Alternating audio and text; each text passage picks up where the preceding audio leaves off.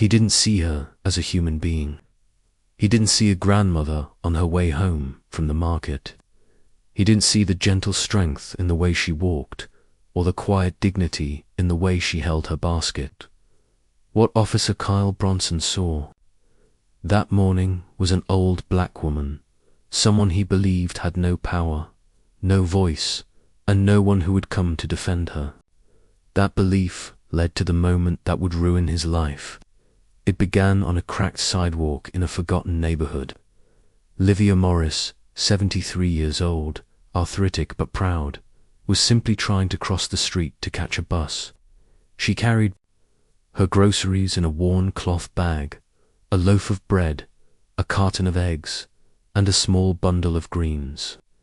She moved slowly, carefully, because she knew better than to draw attention. In her world, attention meant risk. She had survived decades of injustice by keeping her head down, speaking softly, and never giving anyone a reason to notice her. But that day, none of it mattered. The black and white cruiser roared up beside her, tires screeching as it mounted the curb.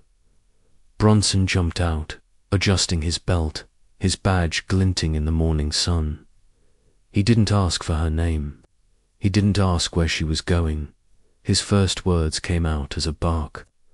"What the hell do you think you're doing out here?" It wasn't a question. It was a warning. Livia stopped, tried to explain. She said she was heading to the bus stop, her voice steady but quiet. She offered no challenge, no disrespect. But Bronson didn't care. He saw her calm as defiance. He saw her dignity as an insult. And in that moment, he decided to break her. He snatched the basket from her hands and hurled it into the street, scattering bread, eggs, and greens across the filthy pavement. When she bent down, he kicked at her foot, sending her off balance. "You still talking back?" he snarled. The slap came fast. The punch came faster. His fist cracked against her cheekbone, a sound sharp enough to silence the street. Livia stumbled, fell. He grabbed her by the collar, thumb pressed to her throat. "You want to die today, old hag?"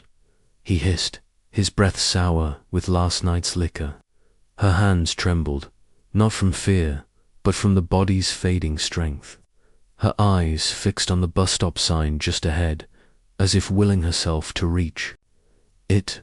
When her body went limp, he let her fall like a discarded bag of garbage. Blood dripped from her forehead, soaking the shoulder of her faded blouse. He didn't check if she was breathing. He didn't call for help.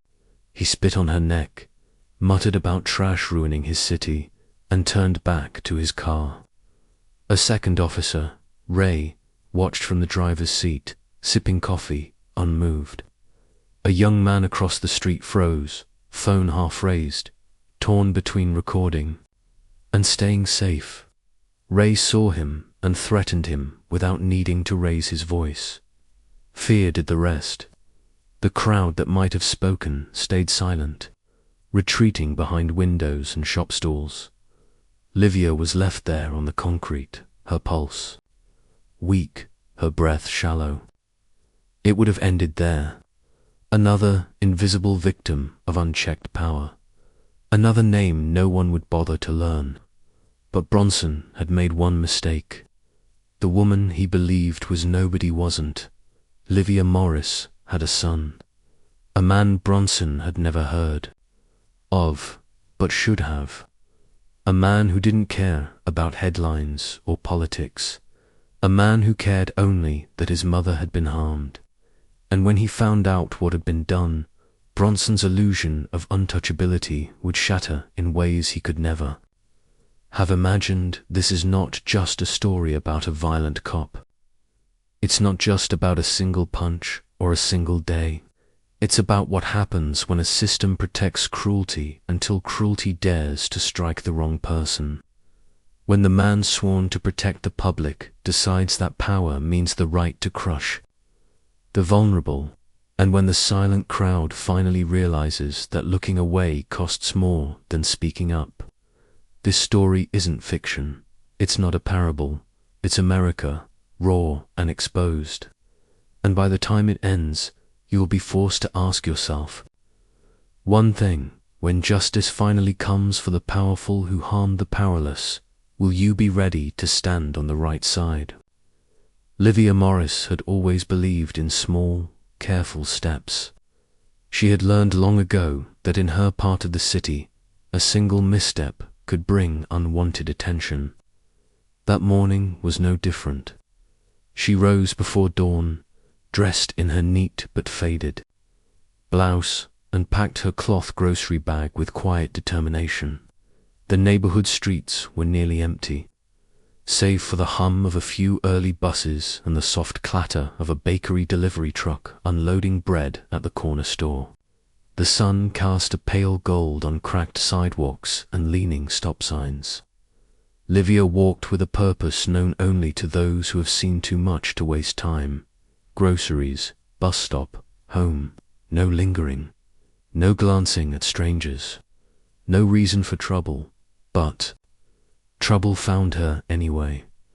Officer Kyle Bronson had been circling the area in his cruiser, irritated at the lack of action on his shift. His frustration wasn't just with the job. It was with the world he believed owed him respect. A world that, in his mind, gave too much sympathy to people like Livia, and too little to cops like him. When he saw her, a small, elderly black woman, walking slowly with her basket, he felt that familiar, ugly surge. She looked like someone who wouldn't fight back, someone he could control, someone who wouldn't matter. He pulled up so fast. The tires squealed, the car jumping the curb and scattering dust and loose gravel. Livia froze, heart thudding. The door slammed open. Bronson emerged, one hand on his belt, the other adjusting his holster. He didn't ask for ID, didn't introduce himself. His voice tore through the quiet street. "Hey, what are you doing? This ain't your block." Livia turned slowly, her eyes steady. "Just going to the bus stop, sir." The last word wasn't meant as submission. It was a habit, like breathing, learned from a lifetime of knowing how power works. But Bronson wasn't satisfied. The way she spoke, calm, unshaken, felt like defiance to him. He wanted fear. He wanted to see her flinch. Instead, he saw her standing upright, groceries in hand, and it burned him inside. "You think you can just talk back, huh?" His hand shot out, grabbing the basket. He yanked it so hard that Livia staggered. Eggs splattered on the pavement. The loaf of bread rolled into the gutter. He threw the basket behind him as if it disgusted him. "Pick it up, then," he barked. As she bent slowly, knees creaking, fingers trembling not with fear but with the weight of age. Before she could gather the scattered food, his boot nudged her leg, sending her to one knee. I said, "Don't talk back." His voice was thick with anger, his breath bitter with last night's cheap whiskey. Neighbors watched from behind curtains. A shopkeeper at the corner lowered his gaze, pretending to rearrange a display of canned beans. A boy on a bike froze halfway down the block, unsure whether to ride away or stay. But no one stepped forward. Livia straightened slowly, brushing dust from her palms. Her voice was soft, but firm. "Please, officer, I don't want trouble. I'm just trying to get home." That did it. Bronson's face twisted, his hand curled into a fist. Without thought, without hesitation, the punch landed square on her cheek. The sound was sharp, a crack that seemed to pause time. Livia's head snapped to the side, grey hair flying loose. Her body swayed, then fell to the ground, her shoulders striking the curb. There was no cry, no scream, just the thud of her body. against concrete, and then the dreadful quiet. Bronson stood over her, chest heaving, eyes wide with the rush of violence. He reached down, fingers clamping around the collar of her blouse. He dragged her up halfway, then let go. She crumpled again, limbs folding beneath her. "Stay down, you old hag," he muttered, spitting near her face. Blood from a gash on her. Temple mixed with the dust. Across the street, a teenager pulled out a phone, hands shaking as he started to record. Bronson saw the movement, turned his glare on the boy. "You want to join her? Put that down." His partner, Officer Donnelly, stayed leaning on the cruiser, sipping his coffee as if nothing out of the ordinary was happening. The teenager hesitated, then lowered the phone, heart pounding. Bronson knelt, checked Livia's pulse knot out of concern, but to be sure she wouldn't cause him more paperwork by dying here. She was breathing, barely. He grabbed her arm, dragged her toward the cruiser like a sack of trash. Her foot caught on the curb, her head knocked against the car frame, a fresh line of blood traced down her jaw. He shoved her into the back seat and slammed the door. Inside the car, Livia's body slumped against the window, consciousness fading. Bronson wiped his brow, convinced this was just another day. Another invisible victim no one would care about. But this time, he was wrong. This time, the woman he'd brutalized wasn't just a nameless face. This time, his violence would reach beyond the quiet street, beyond the block he thought he controlled. This time, he'd picked the wrong woman, and the cost of that choice was about to come crashing down on him in ways he could never have imagined.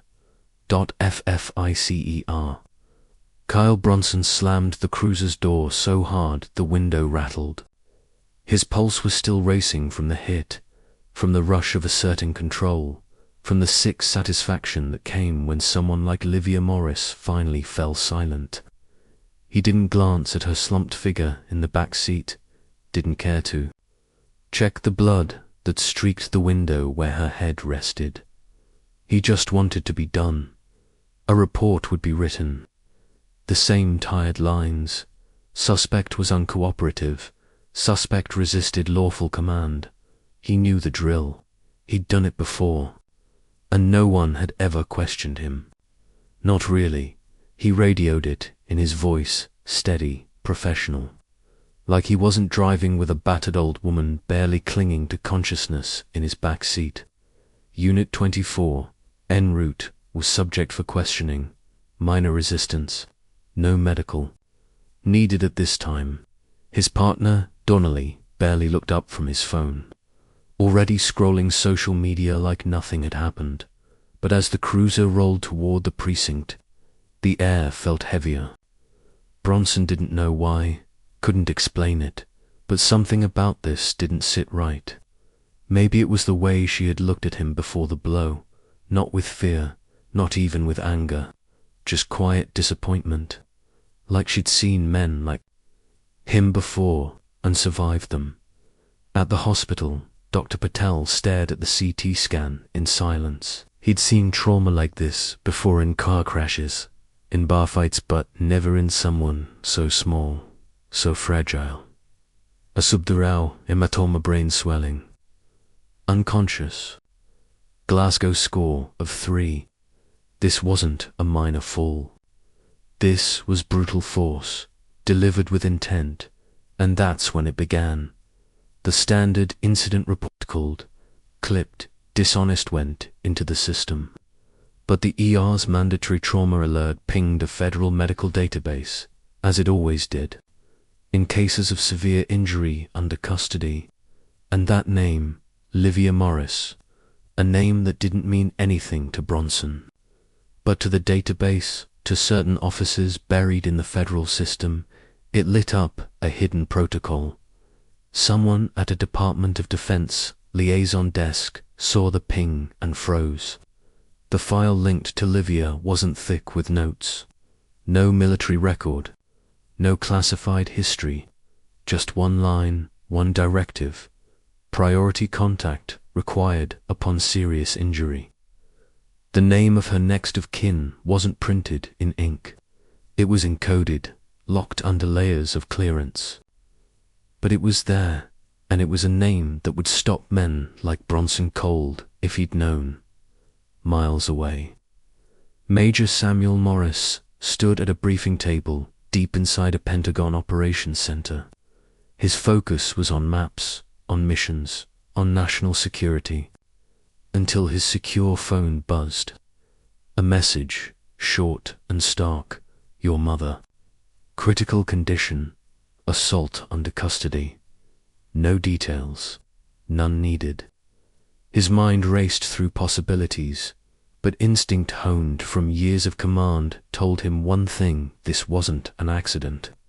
And whoever had done this didn't know who they'd touched. Bronson was back at the precinct, writing up his report with lazy confidence. Same lies, different day. Donnelly lounged nearby, laughing at a meme on his phone. Neither noticed the quiet arrival of a plain black SUV outside. No sirens. No markings. Just two men in dark suits stepping inside, their eyes scanning the room until they found the desk sergeant. A quiet word was exchanged, and suddenly the air shifted. Bronson saw the sergeant pale, saw him pick up the phone with shaking fingers, whisper into it, and then hang up without looking Bronson's way. The door to the squad room opened. A man entered, not a cop, not someone from internal affairs. This was different. His presence was like ice. His voice low but cutting. "Officer Bronson, you need to come with us." Confusion flashed across Bronson's face. "What is this? Who the hell are you?" No answer, just a firm grip on his arm, guiding him out. No cuffs yet, but the weight of it was heavier than steel. Donnelly shrank into his chair, suddenly very interested in the floor tiles. Outside, the SUV door closed on Bronson, and the engine started. No one spoke. The city blurred past the tinted glass. His heart pounded, but he masked it with bluster. This is a mistake. What's this about? Who signed off on this? The driver said nothing. The man beside him finally spoke. A single sentence that turned Bronson's blood to ice. "You picked the wrong woman." At that moment, Bronson realized his world was about to change. He wasn't being shielded by his badge anymore. He wasn't protected by the silence of his fellow officers, or the system that had always covered for him. This wasn't internal affairs.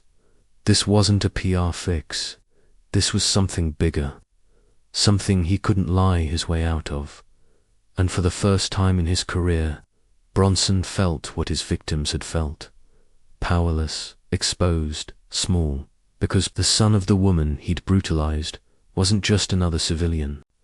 He was a man with the authority, the reach, and the will to make sure the badge Bronson had always hidden behind wouldn't save him. Now TOD doors of the federal building closed behind Kyle Bronson with a hollow echo. He was no longer the man who swaggered into roll call, no longer the cop who smirked as he filled out false reports. Now he was just another name in a growing file. A file that no longer lived inside the walls of a precinct, but inside a system that answered to no local chief, no union rep. The men who escorted him didn't flash badges or announce departments. They didn't need to. Their silence was its own language, the kind Bronson had never bothered to learn, because he never imagined he'd need to dot in a stark white room with no windows. Bronson was seated, hands resting on a cold metal table. A camera in the corner hummed softly, recording everything. The man across from him, no name tag, no uniform, laid out a thin folder. Inside was nothing Bronson recognized. No arrest forms, no complaint sheets, just satellite photos, logs, a timeline of his actions from that morning down to the minute. Every step he took, every word he radioed, every lie he wrote. Bronson swallowed hard. This wasn't internal affairs. This was bigger. And for the first time, he began to grasp just how deep he had gone. Outside that room, a network of officers buzzed with quiet urgency. What had begun as one officer's act of brutality was now a federal matter, a review that would pierce deeper than Bronson's record. Files were being pulled, complaints long buried, dashcam footage never entered into evidence, body cam clips that had somehow been lost before. A pattern was emerging, and it didn't end with Bronson.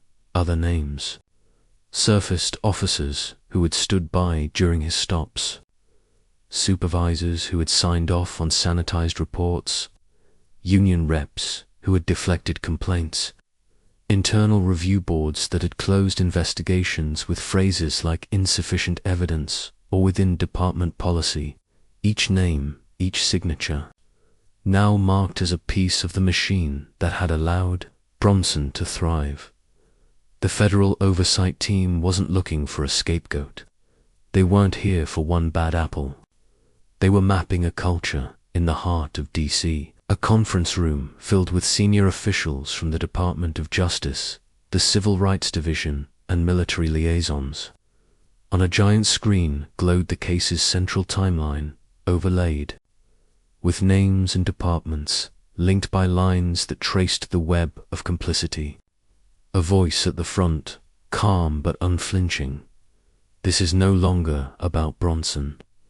This is about the system that allowed Bronson to believe he could act without consequence. The room was silent, not because they didn't understand, but because they did. Meanwhile, in precincts across the city, quiet panic began to spread. Officers whispered in hallways. Phones rang with coded warnings. They're pulling reports. They're checking everything. They've got federal eyes on us. Some tried to distance themselves. Some erased old messages, deleted files, scrubbed social media. But it was too late. The review had already backed up everything. Every edit, every omission, every blind. I turned. For years, Bronson's kind of violence had been explained away. The suspects were resisting. The scene was chaotic. The officer feared for his safety. But now, those justifications were crumbling. The reports didn't match the footage. The footage didn't match the witness statements. And the witnesses' people, who had once been dismissed or silenced, were being heard at last in one neighborhood. A mother held up a yellowing complaint letter she had filed years earlier, dismissed without follow-up. He shoved my son's face into the concrete floor. Nothing, she said to a local reporter. And they said I was overreacting. In another, a retired teacher showed a scar on his wrist. He did that when I asked him not to curse in front of my grandkids. No one cared, until now.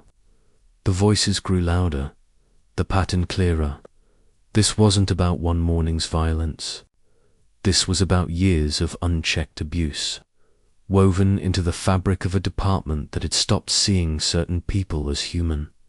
And at the center of that reckoning stood Livia Morris, unconscious in a hospital bed, breathing through a machine. Her face still marked by the force of Bronson's fists. She wasn't a symbol because of who her son was. She was a symbol because of who she had always been, a woman who deserved dignity, whose existence should have commanded respect long before anyone learned her family name, in city halls, in community centers, in living rooms where parents now held their children a little closer. The question echoed, how did we let this happen? For Bronson, the realization came in slow, sickening waves. that he was no longer the hunter, that his badge no longer protected him, that the system he had relied on to cover for him was now dissecting him piece by piece, and for the system itself, the reckoning had begun. The quiet deal, the unspoken code that had let officers like Bronson act without fear, it was being dragged into the light. And this time, there would be no going back. In the weeks that followed, what began as a single act of brutality spiraled into something the city had never seen before. It wasn't just about punishing one man in uniform. It became a mission to pull up the rot by its roots, to confront every silent nod, every overlooked complaint, every signature that had kept the machine running. Reform wasn't a word tossed around at press conferences anymore. It was an order, and it started at the top. The mayor, flanked by the city's police commissioner and a federal oversight representative, stood at the podium. No applause greeted them, no cheers. The crowd outside the courthouse listened in silence, faces tight with grief, rage, and something else, hope that this time the words wouldn't ring hollow. The mayor's voice cracked only once. "We failed, Livia Morris," she said.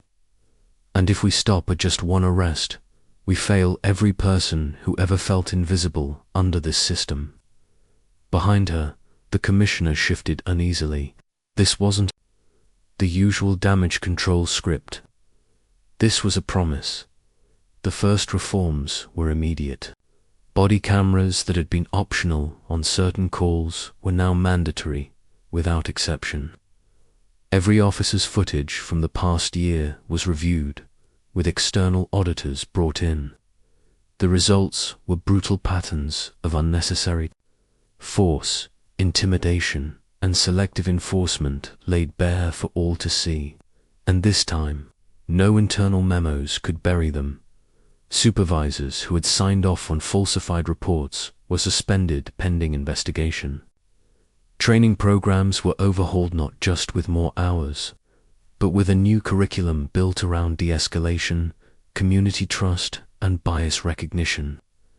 Officers who had never set foot in the neighborhoods they patrolled were now required to attend meetings with the residents they served, and for the first time, the city established a civilian review board with real teeth subpoena power, disciplinary authority, and oversight that no badge could overrule.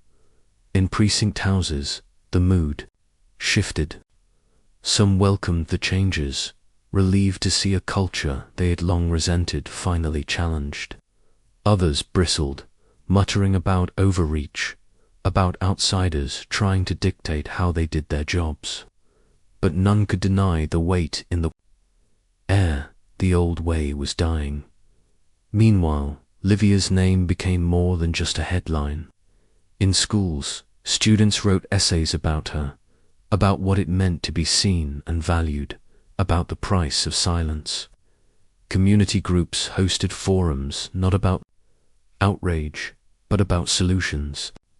Faith leaders from churches, synagogues, and mosques stood together on courthouse steps, calling not for vengeance, but for vigilance, because justice wasn't a moment.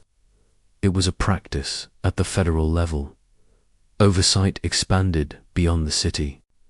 Similar reviews were launched in other jurisdictions with histories of complaints. As officials realized, this wasn't an isolated failure. It was a warning of what happens when systems shield themselves instead of the people they serve. And through it all, Livia remained in her hospital bed, her recovery slow, uncertain. But the woman who had once walked the streets quietly, unnoticed, had changed a city without speaking a word.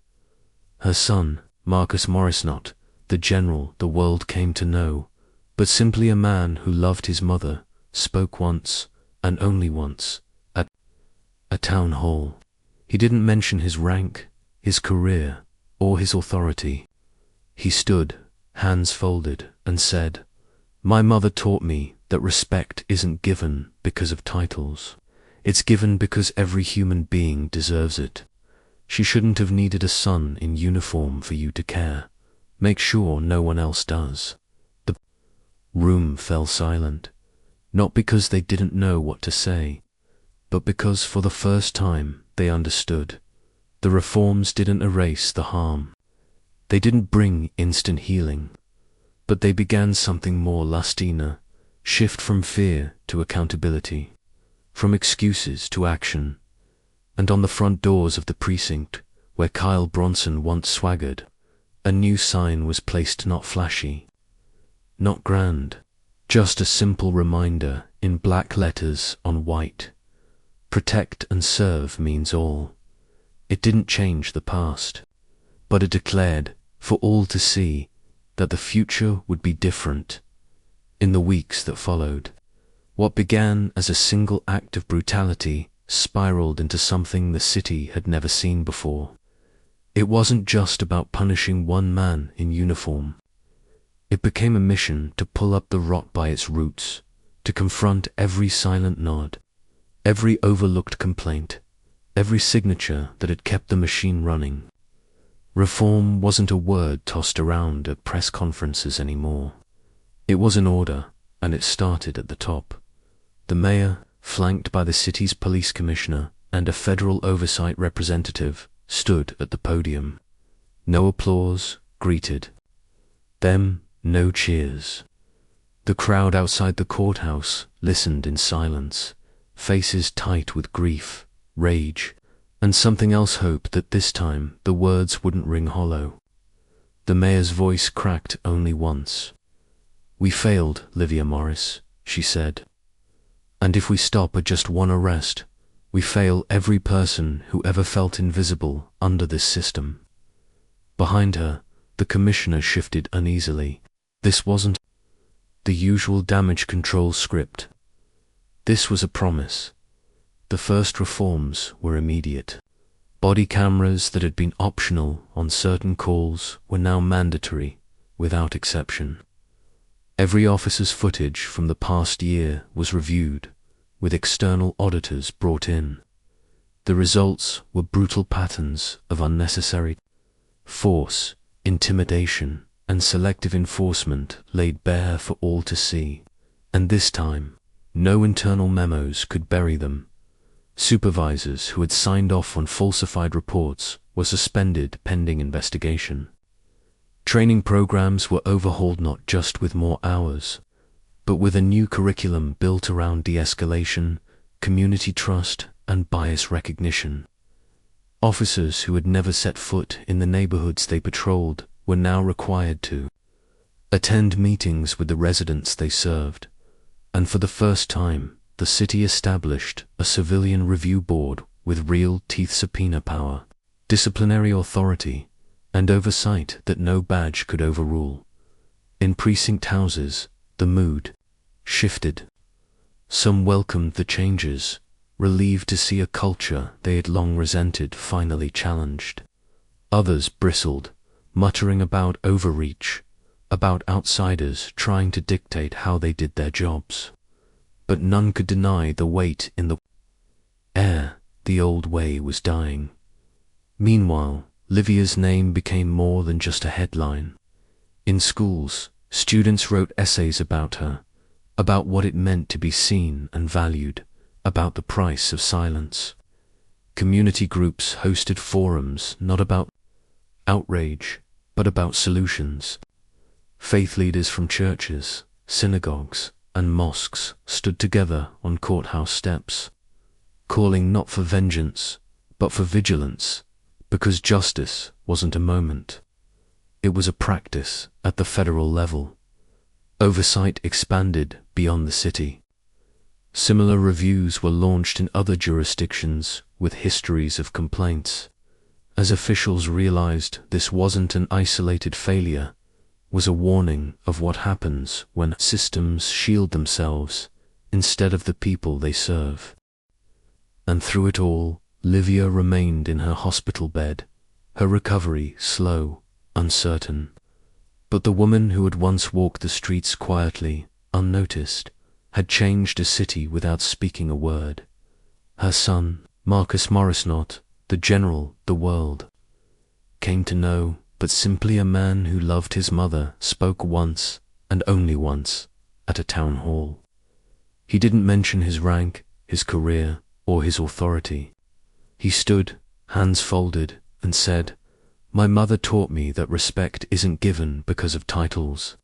It's given because every human being deserves it. She shouldn't have needed a son in uniform for you to care. Make sure no one else does." The room fell silent, not because they didn't know what to say, but because, for the first time, they understood. The reforms didn't erase the harm. They didn't bring instant healing, but they began something more lasting, a shift from fear to accountability, from excuses to action, and on the front doors of the precinct where Kyle Bronson once swaggered, a new sign was placed, not flashy, not grand, just a simple reminder in black letters on white. Protect and serve means all. It didn't change the past, but it declared, for all to see, that the future would be different. The courtroom was empty now, the echoes of the final gavel strike still haunting its wooden walls. Outside, the city pulsed on, forever altered, its streets carrying both the memory of injustice and the weight of the change that followed. Kyle Bronson, once untouchable behind his badge, now sat in a federal holding cell awaiting sentencing, no longer shielded by silence or status. And in the quiet of that small room, for the first time, he faced himself, not the uniform, not the authority, but the man who chose cruelty when compassion was due. In the days that followed his conviction, Bronson wasn't defiant. He wasn't angry at the system or the cameras that had caught him. He was hollow. The mirror in his cell reflected not a hero of law enforcement, not a protector of peace, but the face of a man who had mistaken fear for power, and in doing so had shattered. More than bones, he had shattered trust. The same trust that countless officers before him had built with sweat and sacrifice. The same trust that generations of residents had clung to, hoping the law would protect them too. Livia Morris remained in her hospital bed, the slow rhythm of machines marking time as her body fought to heal.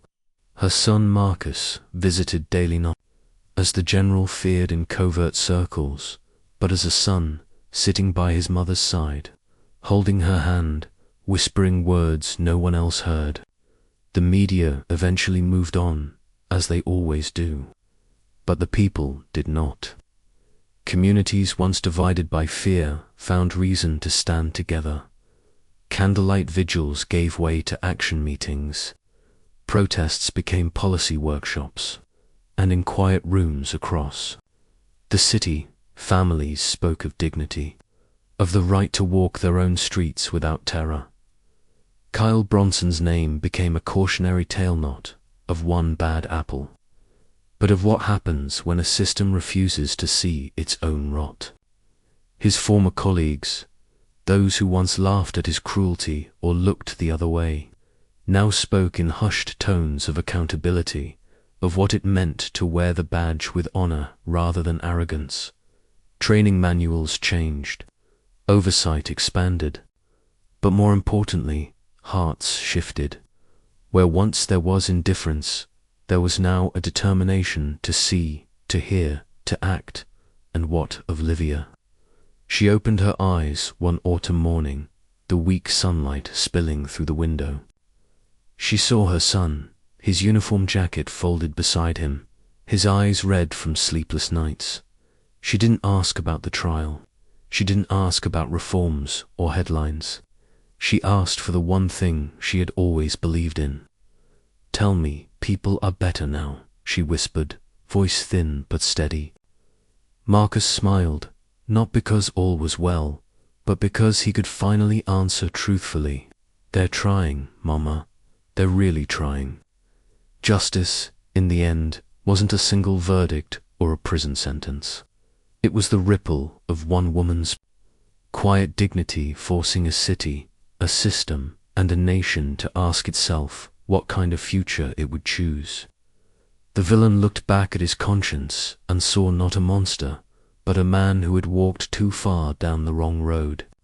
And the people, once silent, now spoke with their votes, their voices, and their vigilance. Justice was reimagined, not as punishment, but as the promise to never let the invisible be unseen again. And that promise, fragile but fierce, became the legacy of Livia Morris, the woman who taught a city how to see,